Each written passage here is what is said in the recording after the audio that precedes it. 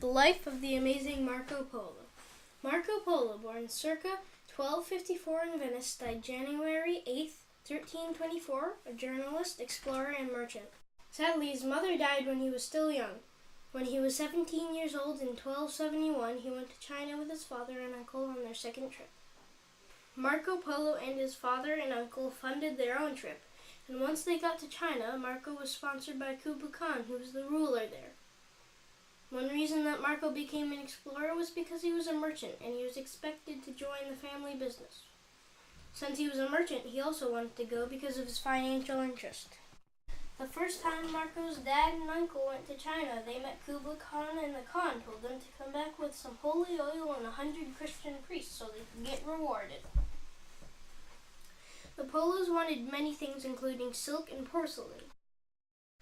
Marco Polo explored northern China, the Mediterranean Sea, the Dasht-e-Let Desert, the Taklamakan Desert, the Gobi Desert, Mongolia, and Myanmar. Also, Marco Polo was going to take a ship from Hormuz to India, but he found that the ships weren't seaworthy, so he went on by land. The Taklamakan Desert, also known as the Sea of Death, was the most dangerous part of their journey and was said to be haunted by evil spirits. When Marco Polo first met Kublai Khan in Summer Palace Xanadu, he was impressed because it was a vast marble palace with gold decorations.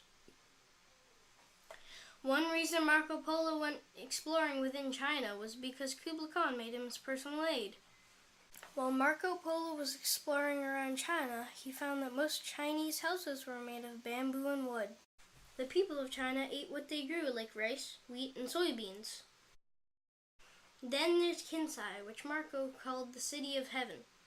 Kinsai amazed Marco in many ways. For instance, Kinsai was much larger than Venice, and Venice only had one great market, while Kinsai had markets in 10 main squares. Another thing that amazed Marco was the use of paper money instead of gold and silver. Kublai Khan made a big impression on Marco.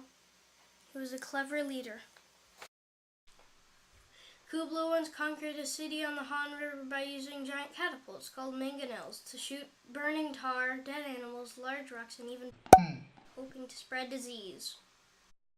The things about China that Marco wrote in his book seemed too wonderful to many of the people that read his book, so they called him the Man of a Million Lives, or Marco Million. As I have already said, Marco and his father and uncle left for China in the spring of 1271 and traveled for over 24 years. They left for home in 1291 and arrived home in 1295. After returning to Venice, Marco Polo got caught in the middle of a war between Venice and Genoa, and he was thrown in Genoan prison. In the prison, he met Rustichello, a writer. Marco told Rustichello of his travels, and Rustichello wrote them down. One way Marco Polo impacted the world was by having Rustichello write a book about his travels, which inspired many other explorers to go to China.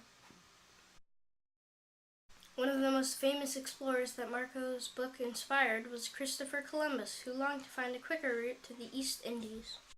At that time, Marco Polo's book was the most influential source of information about China, India, and the East. However, on his deathbed, Marco Polo said, "I have only told half of what I saw."